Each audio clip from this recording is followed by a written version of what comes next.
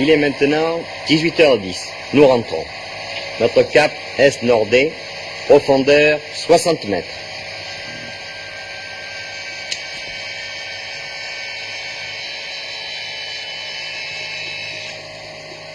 Oui, il y a bien 60 mètres au sondeur.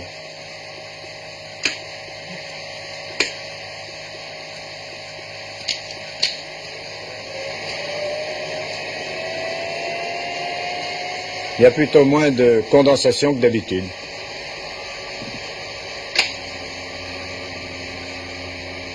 CO2, moins de 0,5%.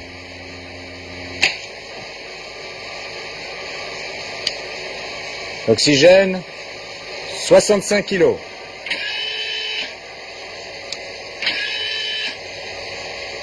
Bon, il n'y a plus qu'à remonter. Bien, on rentre au hangar.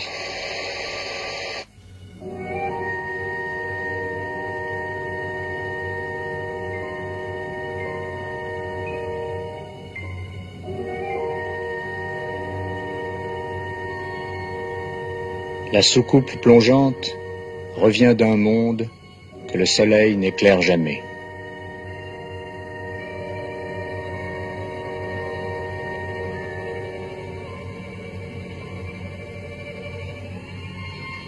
Notre sous-marin de poche est en forme de disque pour ne s'accrocher nulle part.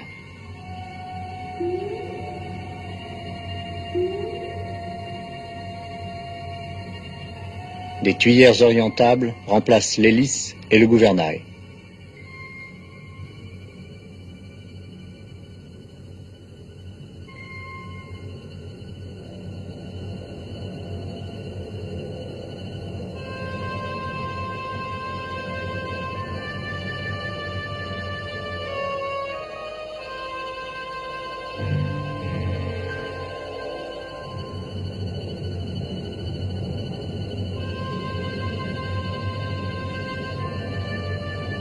Le garage de la soucoupe est une sorte de cloche en forme d'oursin géant.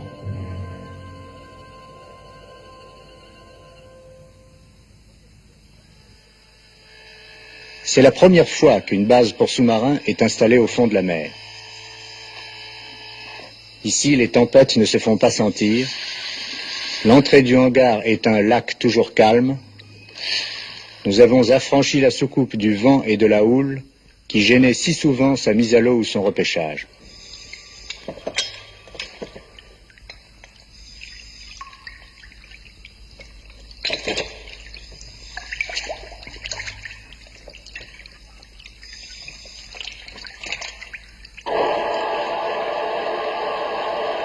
un treuil électrique de 4 tonnes va permettre de hisser la soucoupe au sec, à l'intérieur de l'oursin, par 11 mètres de fond.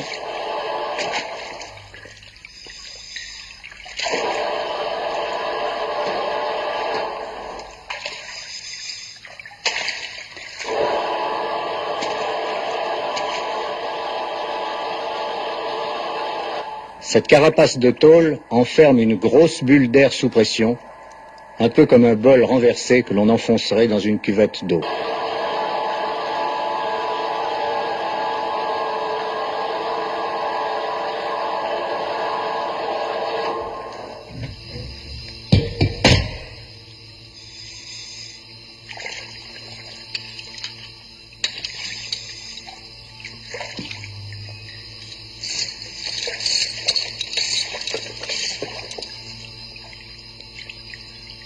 Cette soucoupe plongeante, pilotée par Albert Falco, a déjà effectué plus de 120 explorations scientifiques profondes. Elle dispose de 24 heures d'oxygène et de 4 heures d'électricité. La plupart des mécanismes sont fixés à l'extérieur de la coque d'acier et baignent dans l'eau sous un carénage de plastique. Entre chaque plongée, les techniciens effectuent toutes sortes de vérifications. Ils rechargent les accumulateurs, remplacent les pellicules dans les appareils photographiques, essaient les ballasts à mercure, purgent les circuits d'huile, remplissent les bouteilles d'oxygène, changent le granulé qui sert à purifier l'air intérieur. Mais on nous attend pour dîner au poste central. Allons-y avant la tombée de la nuit.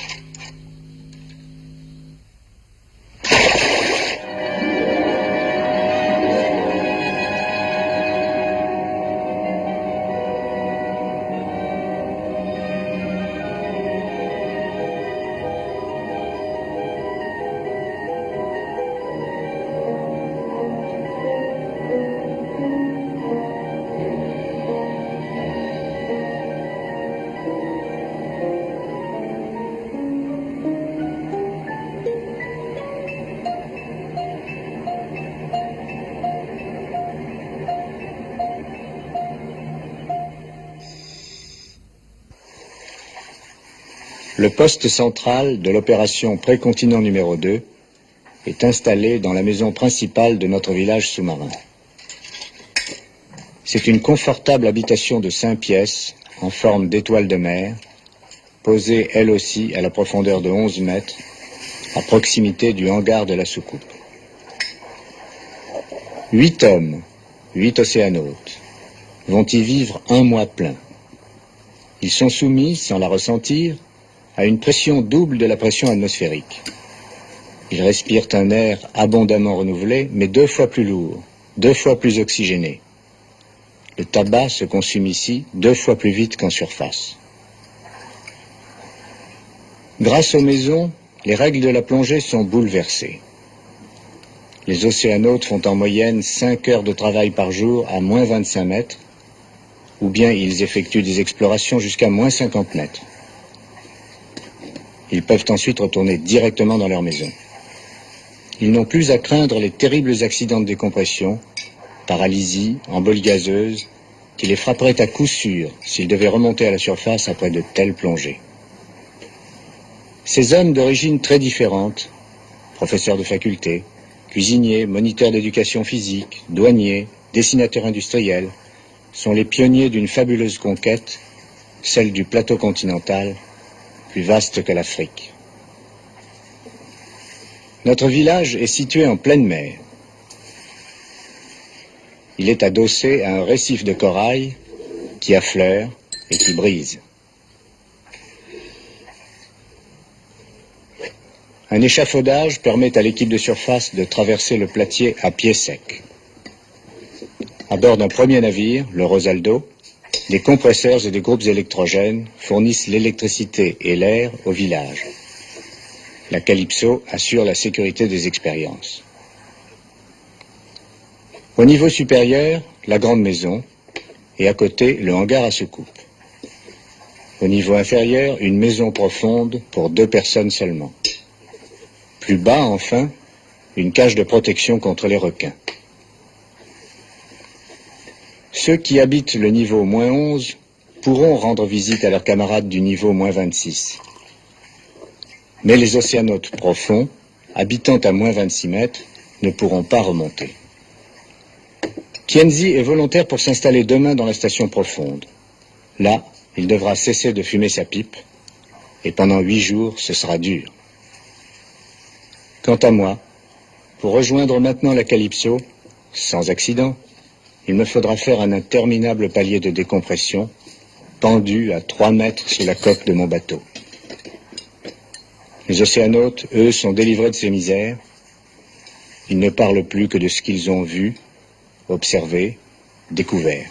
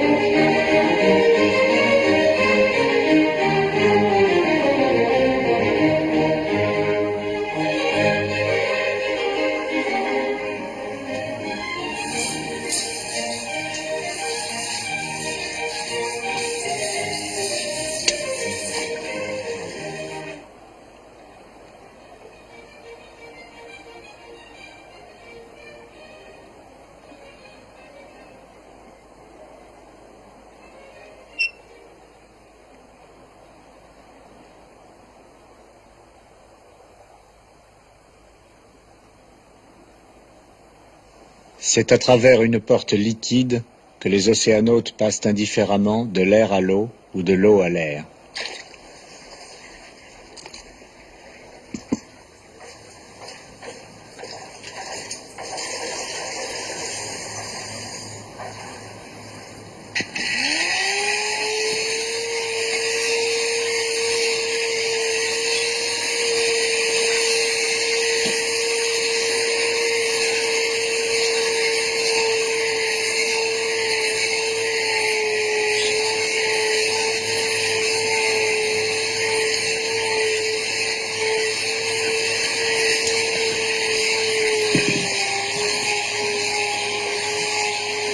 Tous les matins, le cuisinier Pierrot Gilbert appelle la surface.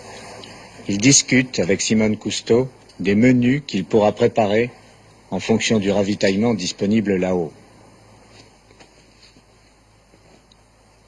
La vie au niveau -11 ne pose pas trop de problèmes. Mais le grand événement aujourd'hui, c'est le départ d'une équipe qui doit tenter de rester 8 jours à la station profonde. 2 volontaires masqués de noir, André Portelatine et Raymond Tienzi, seront les premiers hommes au monde à vivre cette expérience décisive. Si elle réussit, l'exploitation méthodique de la mer sera possible.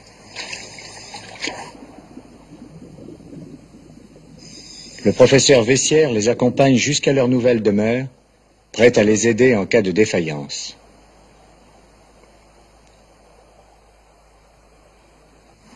Et le cuistot, qui adore plonger, était aussi volontaire. Il se contente de regarder partir ses camarades.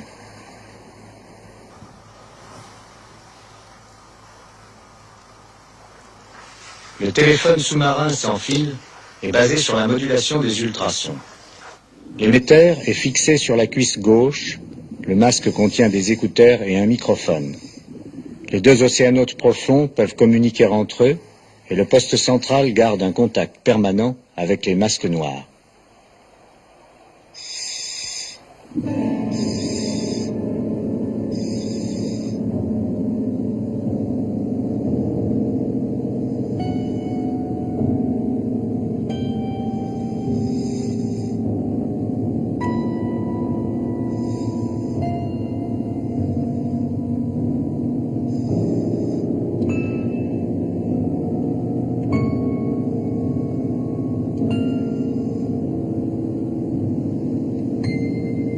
station profonde contient un mélange respirable à base d'hélium, d'azote et d'oxygène sous une pression de 3 atmosphères et demie.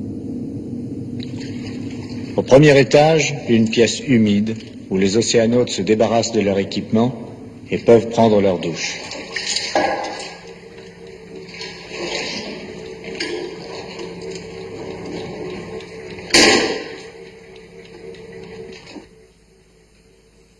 Au second étage, une cellule où ils dormiront et prendront leur repas pendant 8 jours.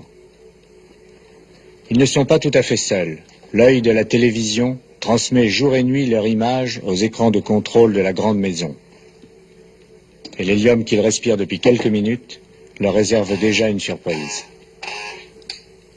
Allô, petite maison? Allô, petite maison? Vous êtes bien arrivés tous les deux? Tout va bien? Nous sommes bien arrivés. Jusqu'ici, tout va bien. Ça va? Ça va. Ça va? Ça va? 2 navires et 45 hommes, dont 25 plongeurs, ont été nécessaires pour installer la base sous-marine. D'innombrables tuyaux et câbles électriques nous relient à la surface. Ce sont les artères du village. Les maisons préfabriquées sont plaquées au fond par 200 tonnes de gueuses de plomb.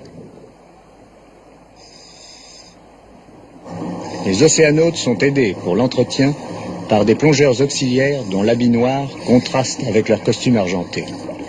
Les algues poussent si vite qu'il est nécessaire de brosser murs et fenêtres tous les matins. Tous ces remue-ménages ont éloigné les requins.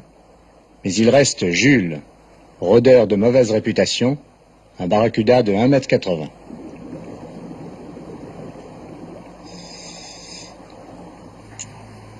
À l'intérieur, à tour de rôle, les océanautes prennent leur bain de rayons ultraviolets. 10 minutes par jour de soleil artificiel sont nécessaires pour des raisons d'hygiène et même d'hygiène mentale. André Folco tient à conserver son teint hâlé. Les plongeurs auxiliaires s'ingénient à faciliter la vie des océanautes. L'un d'eux, Pichunpei, propose ses services comme coiffeur. André est le seul qui s'accroche encore, peut-être inconsciemment, au reflet terrestre de sa nouvelle existence. Pour les autres habitants de la mer, les visiteurs en habit noir, avec leur bavardage, sont un peu des intrus. Les océanautes sont au seuil d'une nouvelle façon de vivre. Déjà, la notion de temps s'estompe. Il leur faut un effort pour penser à l'heure, pour tenir à jour un calendrier. Ils n'écoutent plus la radio, ils préfèrent la musique enregistrée. Tout est d'ailleurs paradoxal. On ouvre une boîte de sardines alors qu'on est entouré de poissons. Les ventilateurs sont freinés par l'épaisseur de l'air. Les volontaires de la station profonde ont des voix de fillettes. Les blessures guérissent comme par enchantement, mais la barbe pousse moins vite. On ne sait plus trop si l'aquarium est dedans ou dehors. Un homme sans poids arrive la tête en bas, et c'est du lapin qu'il va distribuer aux poissons.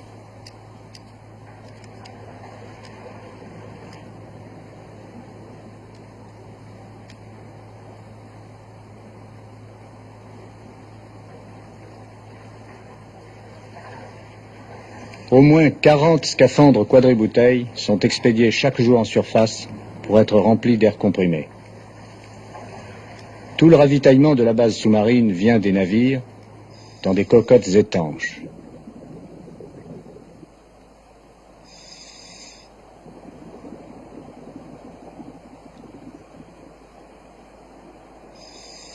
Les habitants des maisons sous la mer ont beau oublier la surface, ils en dépendent encore étroitement. Ils ne sont pas encore tout à fait nés pour la mer.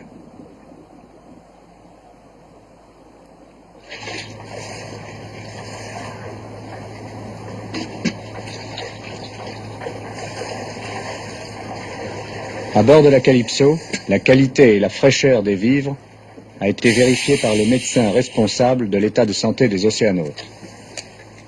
Il a constaté que le nombre des globules rouges du sang commence par diminuer, ce qui est dû à l'excès d'oxygène, puis se stabilise au bout de quelques jours. C'est exactement l'inverse de ce qui se passe en montagne. Les océanautes parlent et écrivent peu.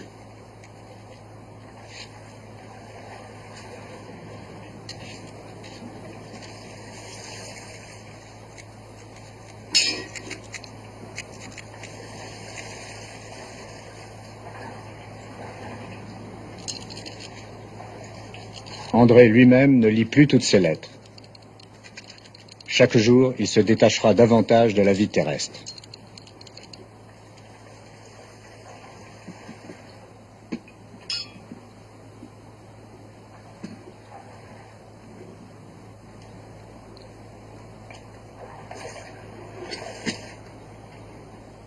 Wesley rend la liberté à un perroquet qui vient de la surface après un voyage d'1 minute en cocotte.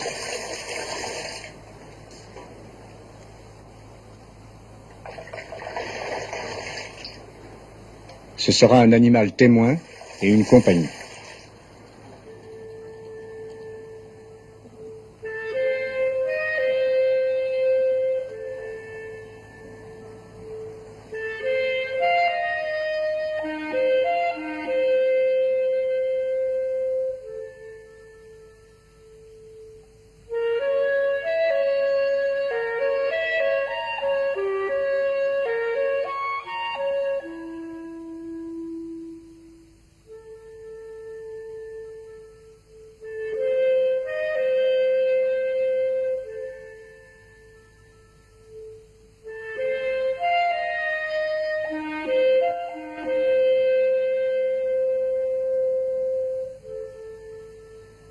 La pureté de l'air de la grande maison est contrôlée par des instruments.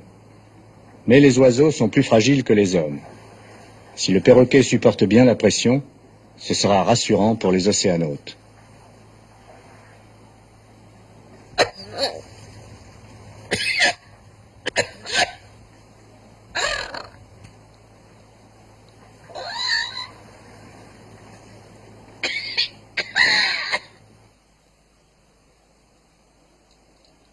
À la station profonde, l'ambiance est plus angoissante. L'ombre et le soleil ont disparu. La lumière vient de partout.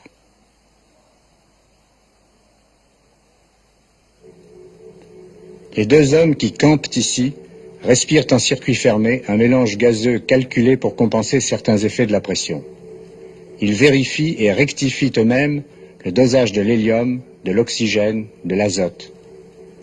Le gaz carbonique provenant de leur respiration est éliminé sur de la chaux sodée.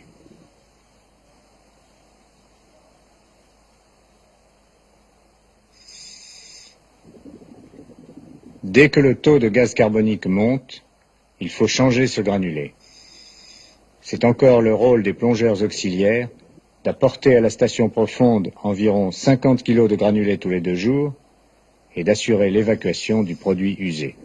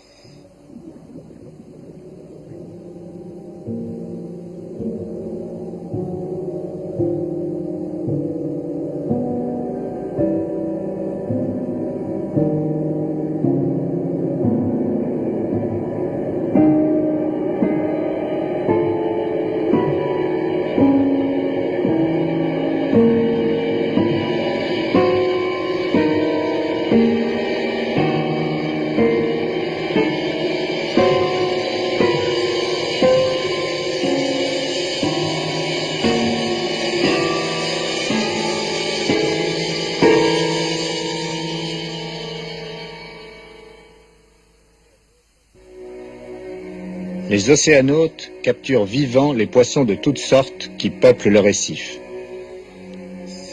Ils emploient tout un attirail classique, filets, épuisettes ou nasses. Ces pièges invisibles, ils les placent à la main, dans des endroits de leur choix, ce que les pêcheurs ne peuvent pas faire depuis leur barque.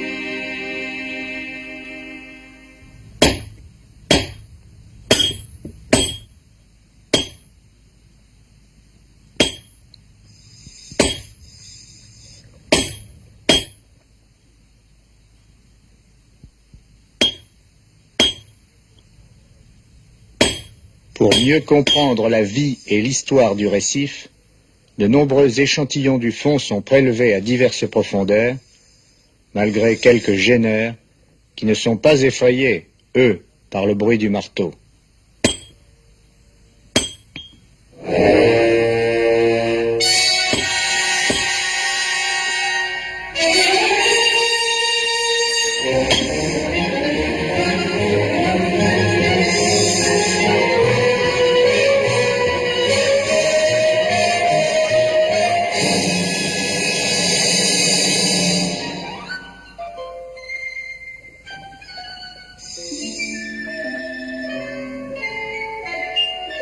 Plusieurs visites par jour sont nécessaires pour que les victimes du filet n'aient pas le temps de se noyer.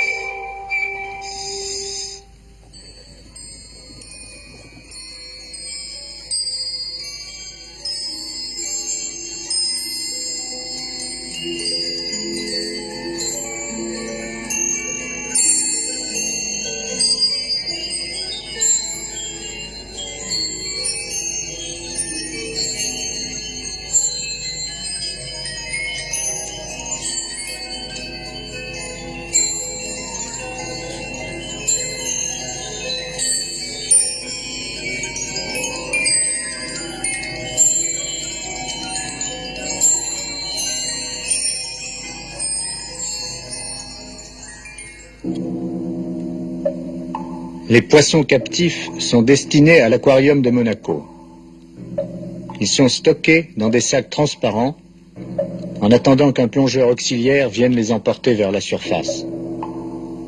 Ce que personne n'avait prévu, c'est que nos ballons sont comme des vitrines. Les grands carnassiers s'exaspèrent.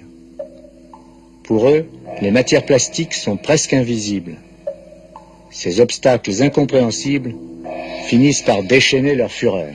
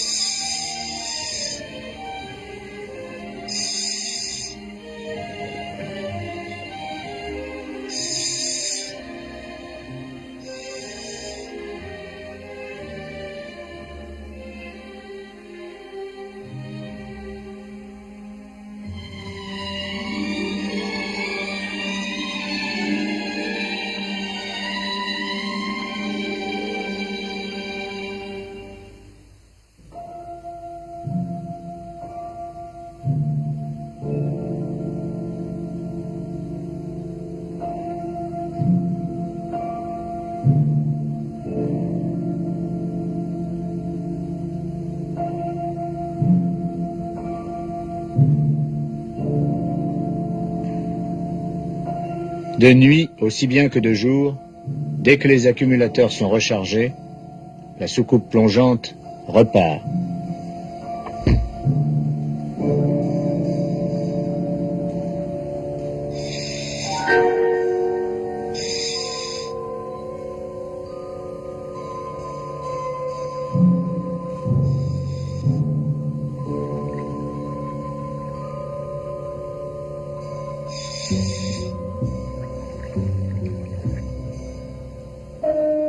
Avant de s'enfoncer vers l'inconnu, la soucoupe traverse le village éclairé comme un aéroport.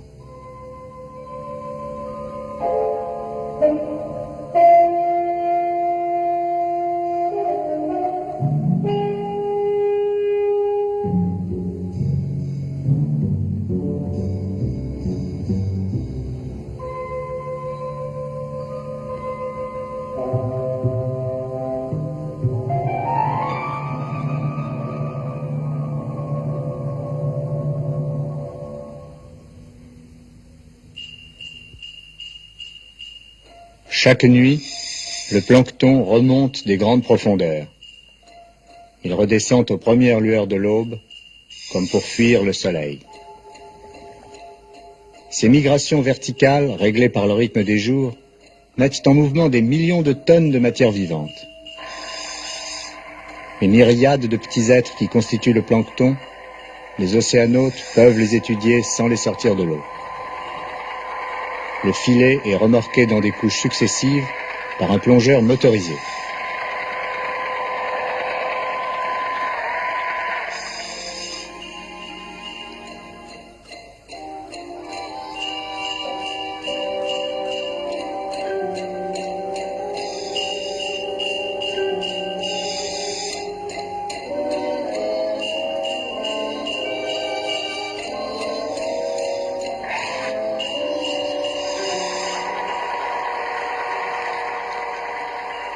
Les créatures les plus fragiles sont transférées dans un petit bac transparent et filmées sur place par une caméra spéciale.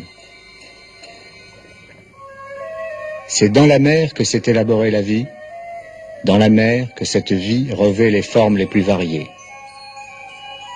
Certains êtres ne sont que de l'eau organisée.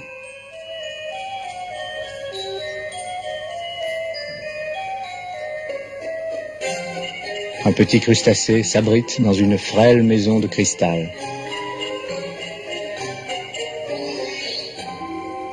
Une coupe de gélatine pulse comme un cœur.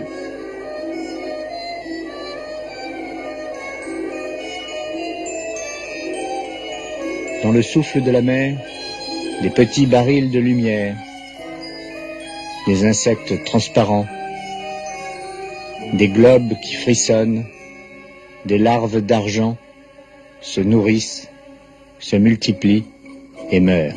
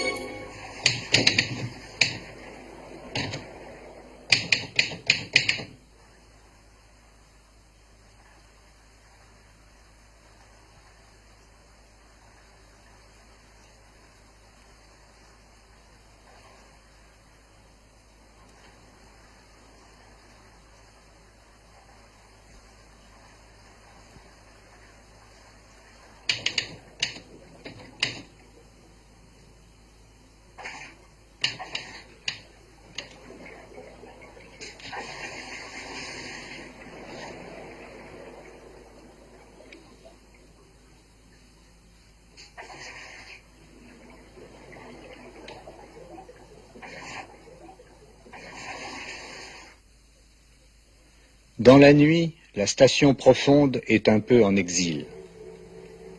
L'angoisse s'insinue dans le cœur des hommes à l'heure où ils cherchent le sommeil. À la fin de l'expérience, avant de pouvoir remonter, ils devront respirer dans ces masques pendant des heures. En attendant, leur vie dépend de toute cette mécanique.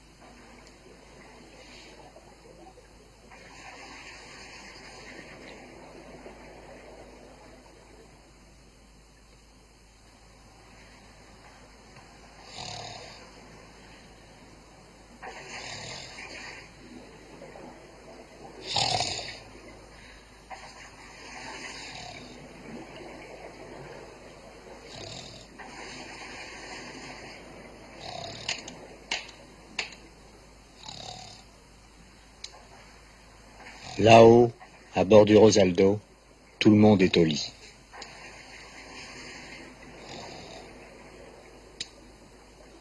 Les poissons sont allés se coucher.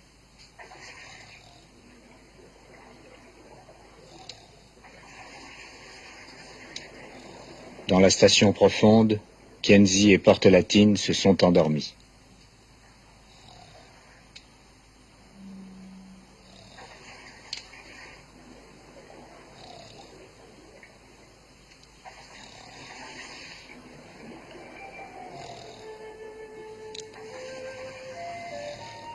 Ça fait 20 ans que je plonge. Et pourtant la nuit, quand je suis seul dans l'eau, j'ai toujours peur. C'est la nuit que l'on rencontre les animaux les plus étranges. Leur forme, leur couleur, leurs mouvements dessinent des silhouettes de cauchemars.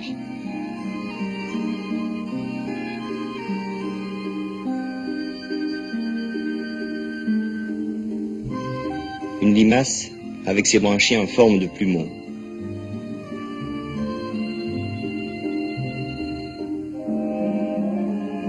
C'est un diable de mer qui s'envole en ondulant.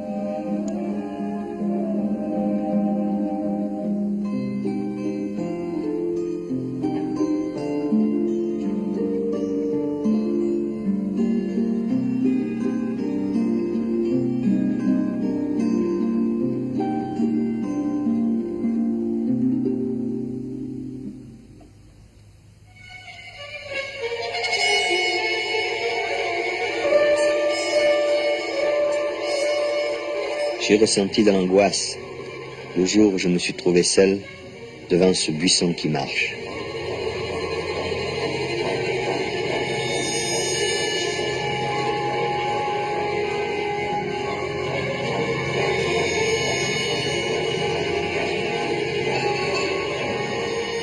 Ce buisson, c'est un animal.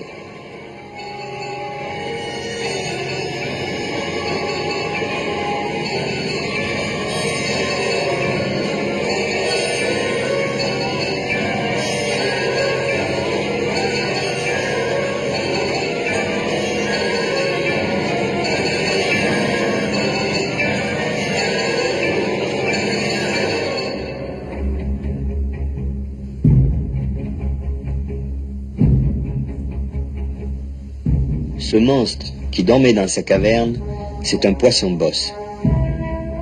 De jour, je ne les avais aperçus que de loin en troupeau. La nuit, je peux les caresser.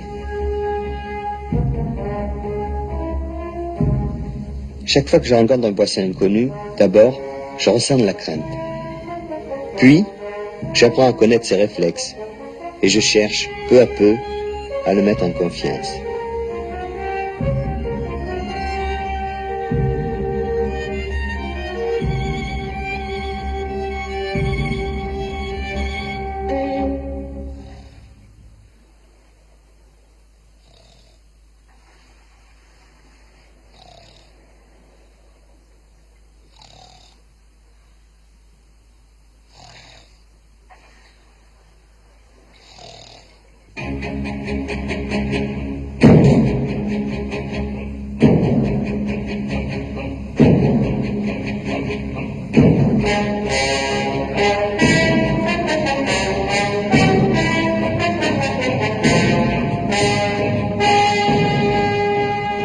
Au petit matin, les poissons-bosses sortent des cavernes où ils ont dormi et se rassemblent comme des bisons. Ils mangent du corail, qu'ils brisent d'un coup de tête et broient de leurs puissantes mâchoires. On n'attendait plus que ce retardataire, une bête de 40 kilos. Et le troupeau s'éloigne en paix pour brouter des pâturages de pierre.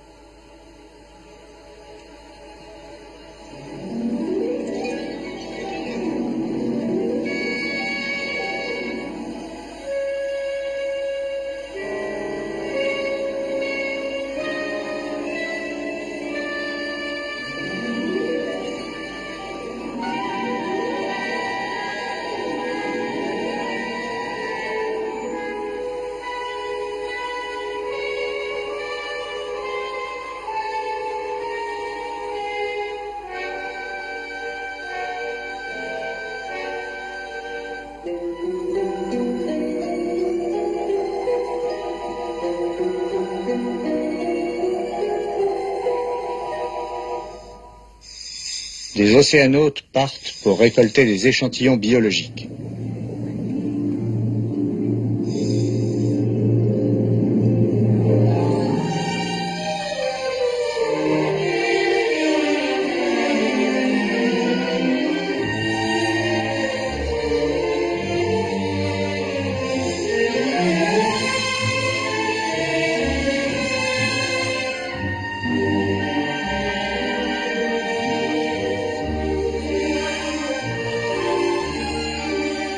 Cette vallée est un catalogue pour les naturalistes.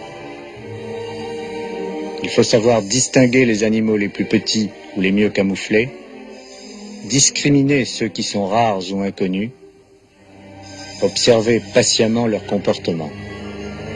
Le temps donne une nouvelle dimension à l'observation.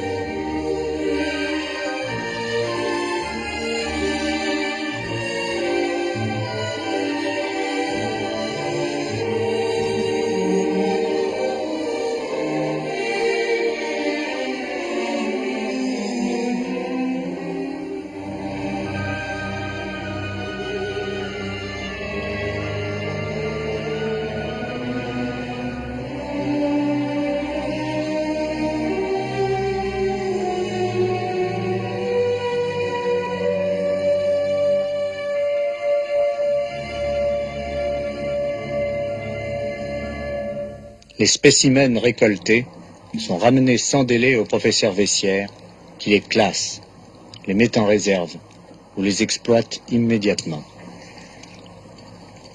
C'est la première fois qu'un laboratoire de biologie marine est installé au fond de la mer. Dans la plupart des cas, c'est très commode.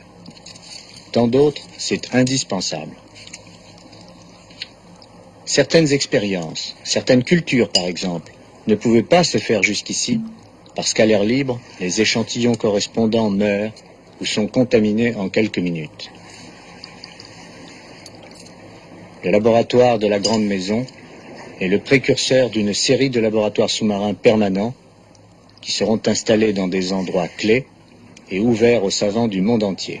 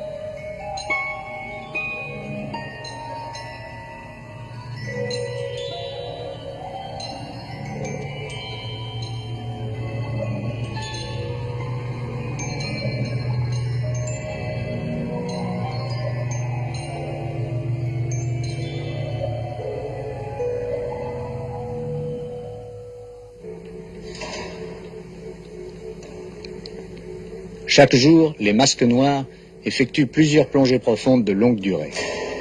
Ils peuvent explorer ou travailler sans limite de temps jusqu'à la profondeur de 50 mètres. Et ils peuvent aussi faire des pointes de quelques minutes à moins 100 et même moins 110 mètres.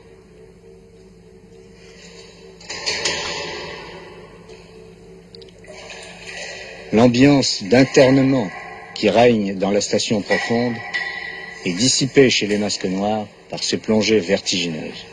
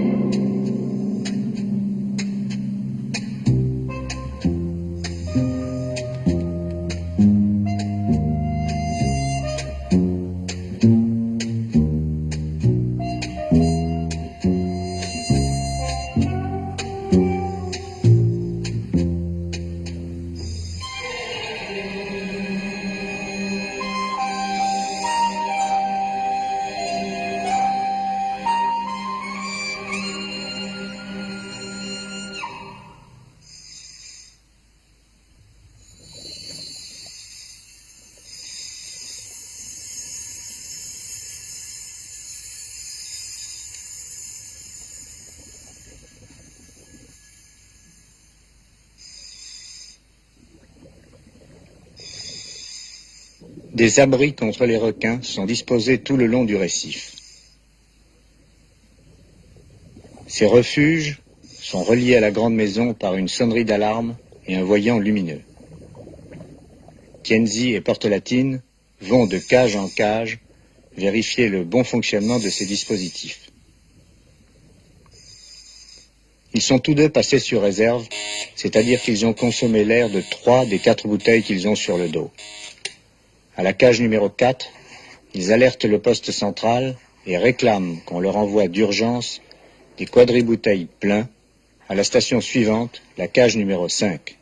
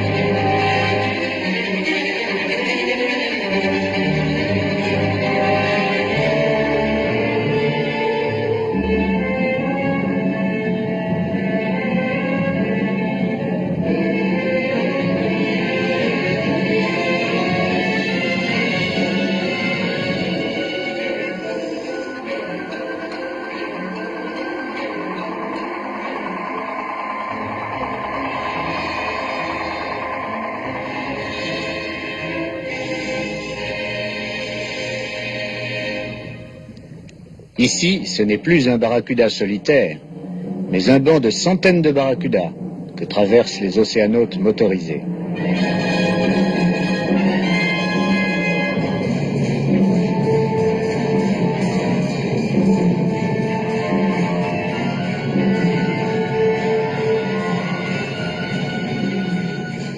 Les masques noirs rejoignent directement leur maison profonde sans risque d'accident de décompression. Mais c'est là leur plafond. Tout ce qui est au-dessus de leur toit leur est interdit.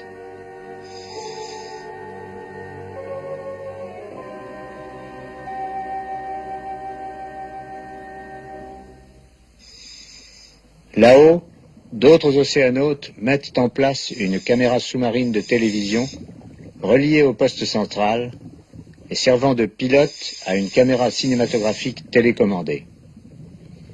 Ce dispositif est utilisé pour observer et filmer les animaux que dérange la présence humaine. Dans la grande maison, André reste posté devant l'écran de télévision et déclenche la caméra à distance dès qu'il se passe quelque chose d'intéressant. Ici, par exemple, un petit poisson paresseux fait bon ménage avec deux petits crustacés. Il leur confie entièrement l'entretien de la maison. Sans relâche, l'un d'eux creuse comme un bulldozer.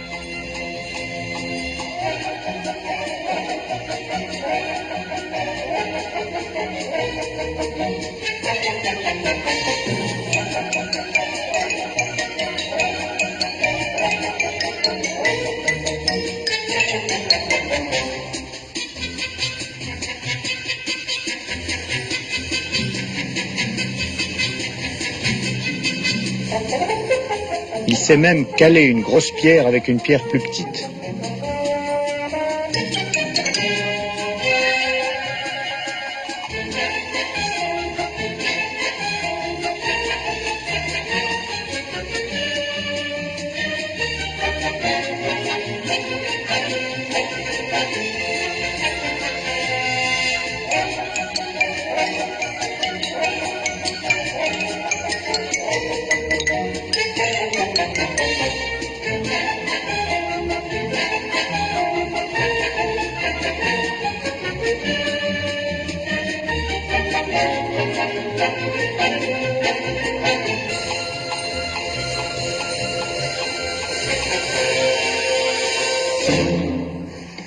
À la grande maison, on attend le retour de Masque Noir. L'expérience de 8 jours à la station profonde arrive à son terme. Les gaz respirés sous pression ont atteint la saturation dans les tissus des plongeurs d'essai. Pour remonter sans accident, ils doivent respirer pendant 3 heures un mélange spécial. Pour eux, c'est l'épreuve de vérité.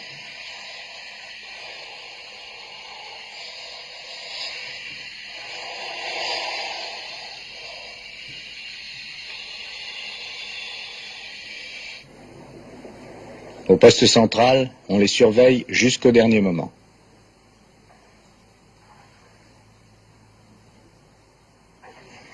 Des calculs et des essais en laboratoire ont précédé l'expérience. Les résultats ont été concluants. Mais c'est la première fois qu'une vérification est tentée sur des hommes et dans la mer. Les masques noirs commencent une ascension prudente vers la grande maison qui leur servira de relais.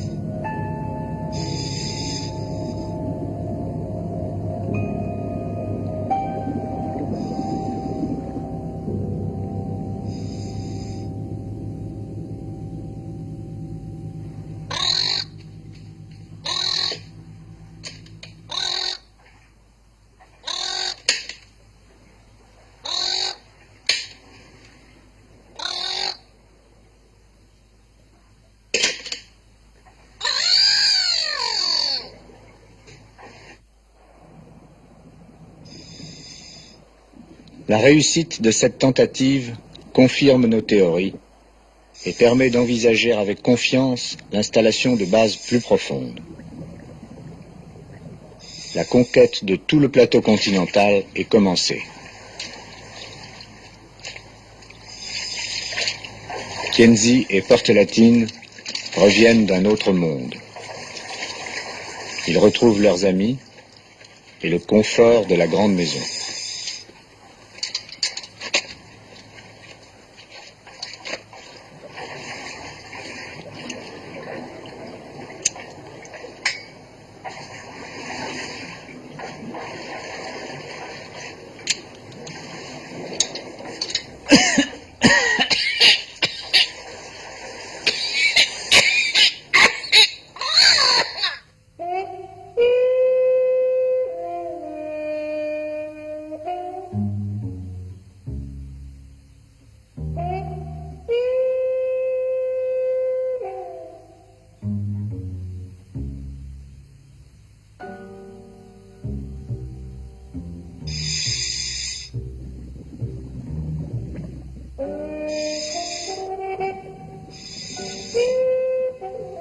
Des équipes partent chaque nuit avec des lampes puissantes.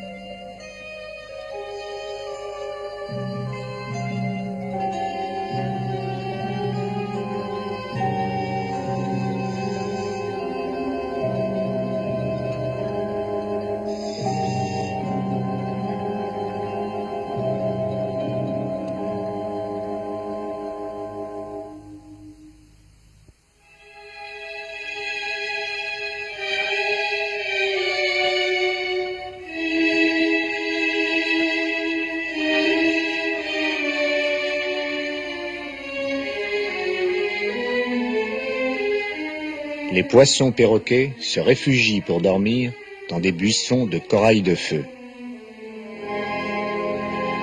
C'est pour nous protéger de cuisantes brûlures que nous sommes habillés de pied en cap.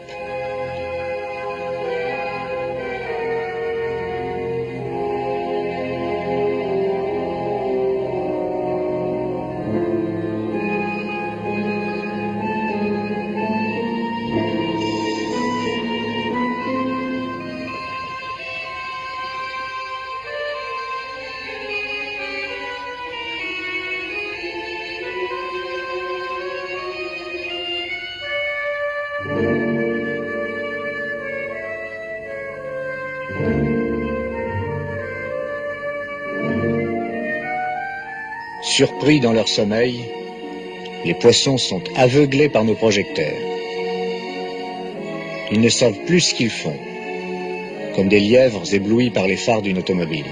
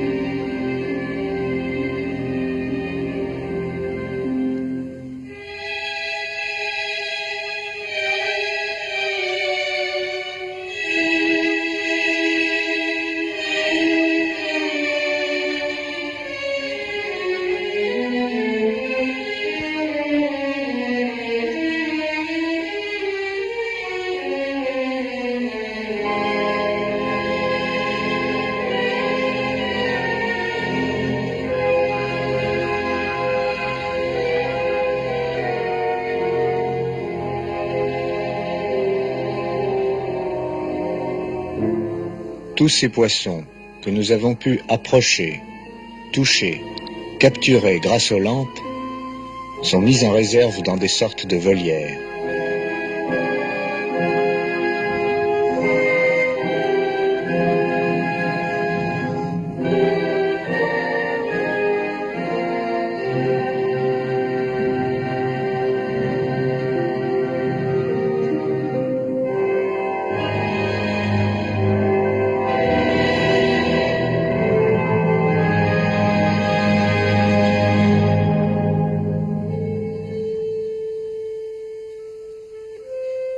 Sous des apparences paisibles, les étoiles de mer sont des carnassiers, capables de dévorer des coquillages.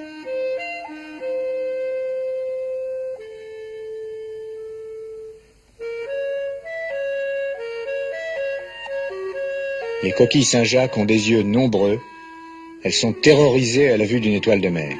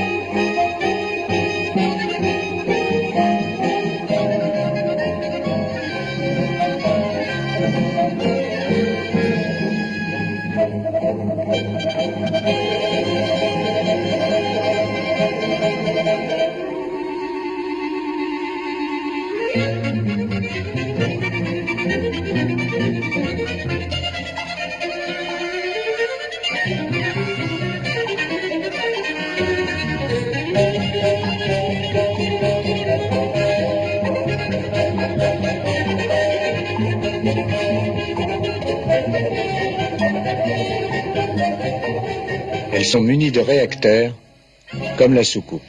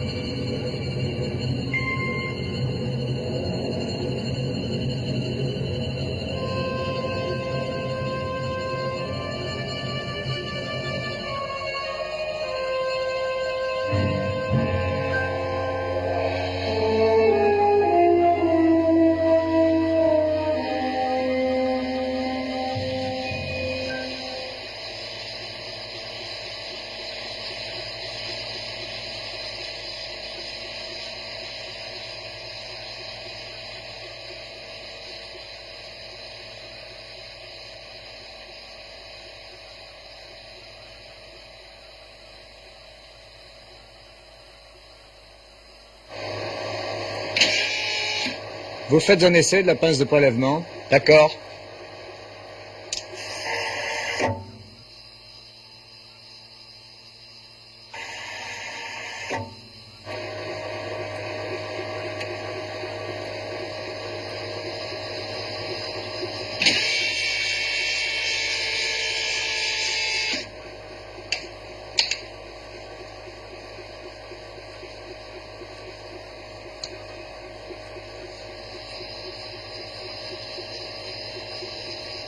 Nous sommes aujourd'hui le 29 juin, 17h30, 114e plongée.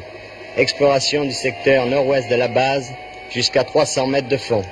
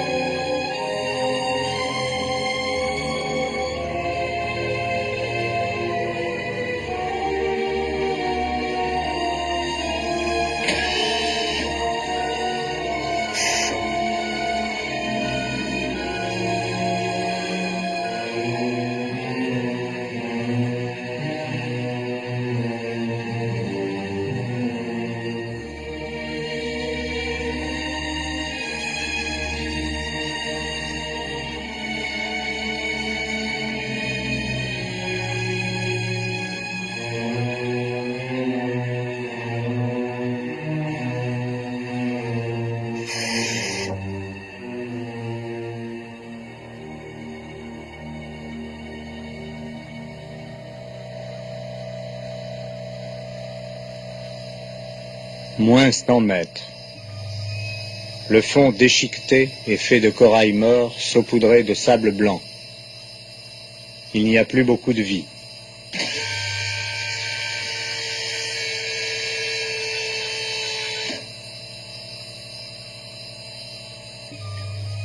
Nous survolons, à moins 110 mètres, une sorte de trottoir irrégulier qui surplombe une grande falaise.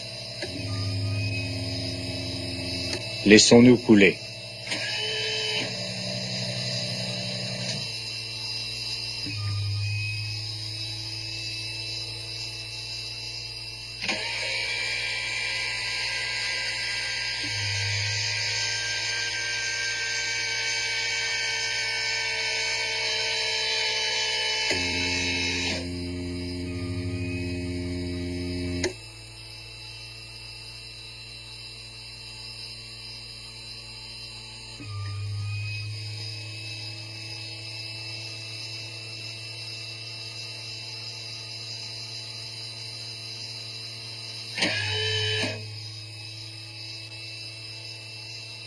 Moins 150 mètres.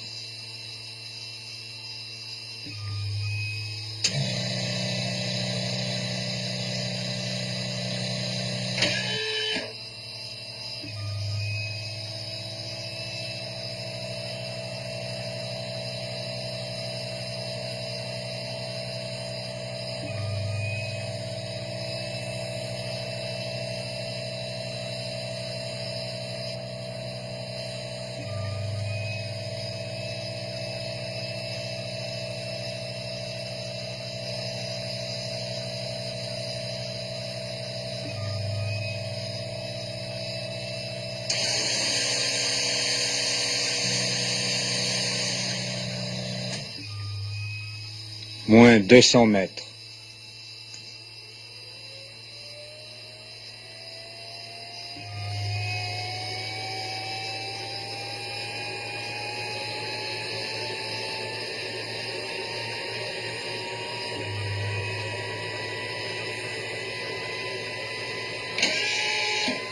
Moins 240 mètres.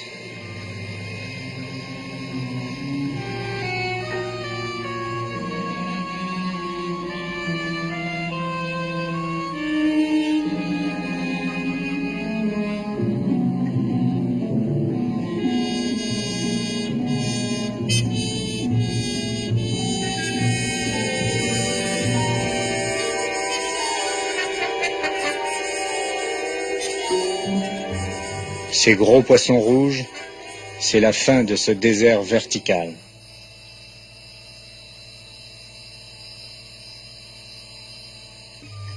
Maintenant, à moins 250 mètres, nous entrons dans une autre zone de vie où tout est à découvrir.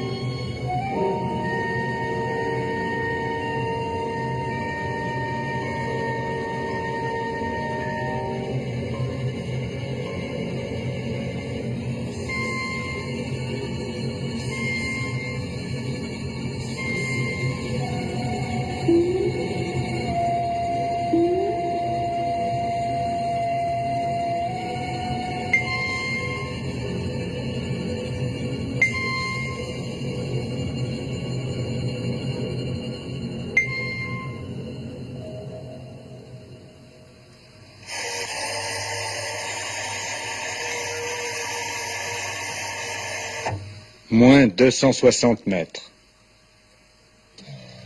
Le rocher est entièrement recouvert de coquilles d'huîtres. Des huîtres fossiles à cette profondeur. C'est la preuve que le niveau de la mer a considérablement changé au cours des âges.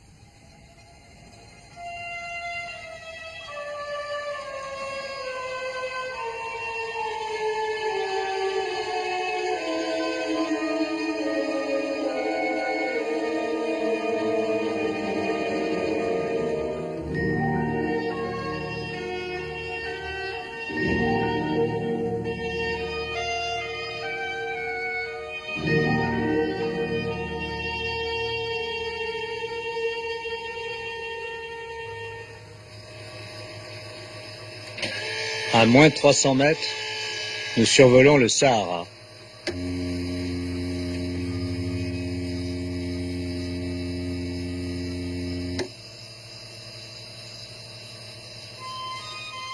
Voilà même des gazelles.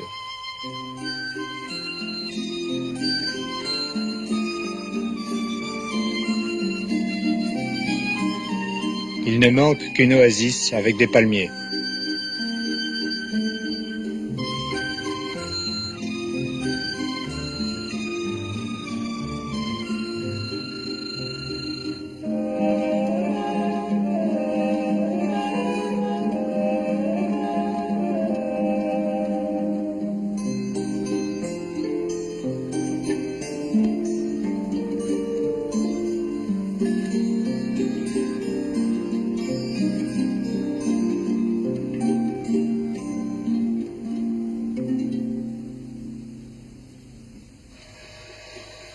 Des centaines, des milliers de crabes à 300 mètres de fond. Un véritable congrès. Ce doit être la saison de leurs amours.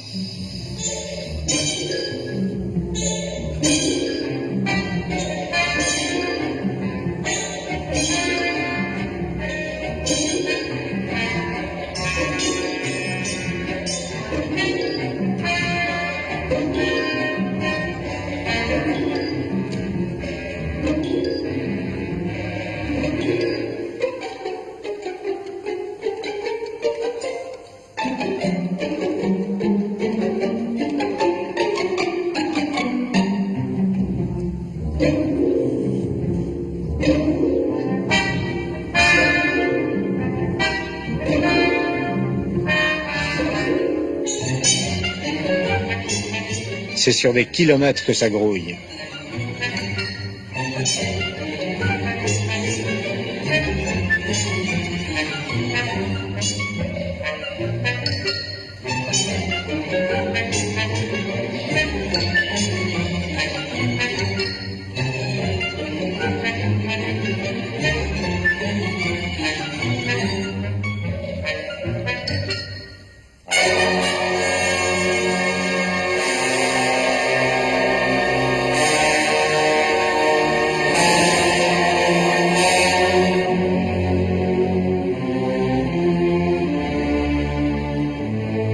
Ce monstre, c'est un requin des profondeurs.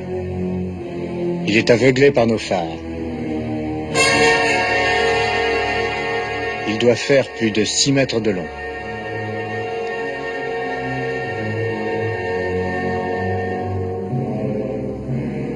Il pèse bien 1,5 tonnes.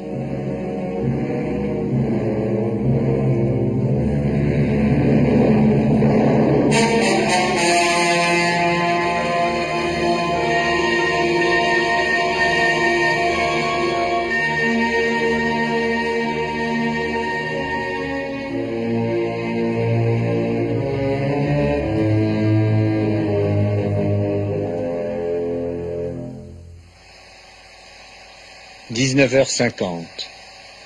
Moins 280 mètres. Nous remontons.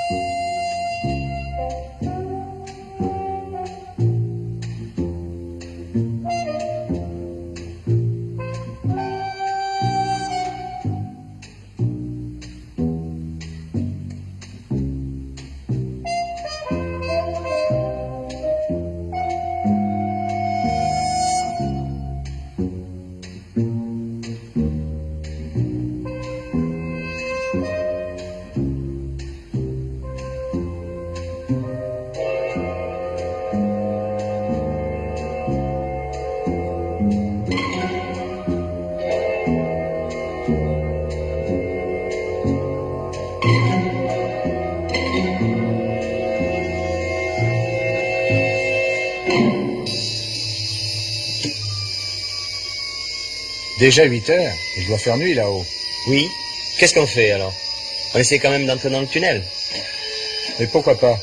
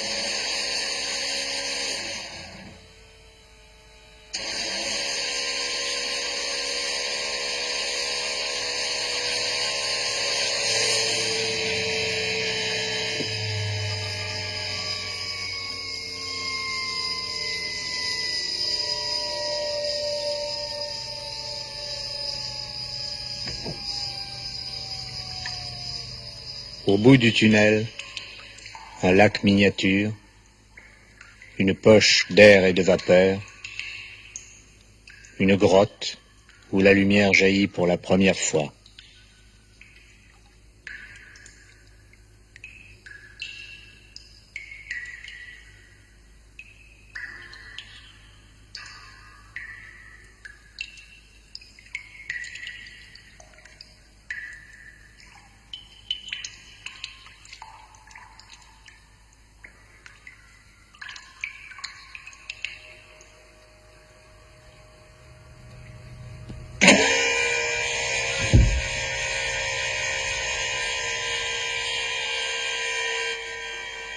Nous avons vécu au sein de la mer et la mer nous a adoptés. Mais nous en sommes au premier pas dans notre nouvel espace. D'autres aventures attendent les habitants du monde sans soleil.